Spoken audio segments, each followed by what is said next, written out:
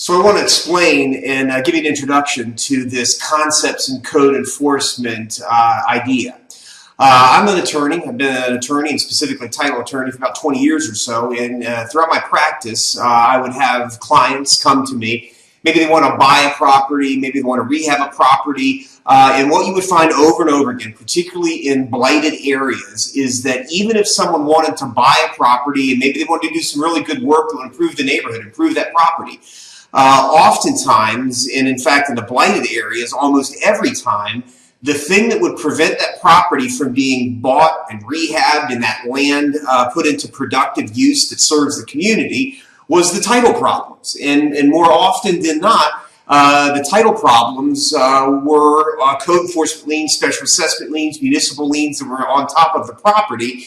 And so what happened is that somebody wanted to buy that property, do something good with it. They couldn't do it. It was actually the title problems that prevented that. So we have a couple of concepts here. Number one, the fact that liens, code enforcement, special assessment, municipal liens jumped on top of property actually stand in the way of what we all really want, which is property put into constructive and productive use, number one.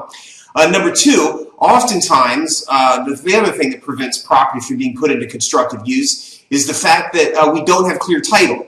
You've got an absentee landowner or a corporation that's defunct.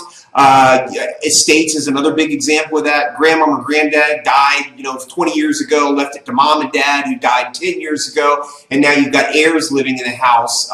But whatever the situation, when you've got an estate property, that prevents the property from being put into productive use, and it is the barrier to allowing anybody to come in and purchase this property and do anything good with it. So early on, many years ago, realizing that title problems really was at the heart of blight, abandonment, and code enforcement problems in municipalities, we developed the strategies that allow us and allow the municipalities to go in and address these issues.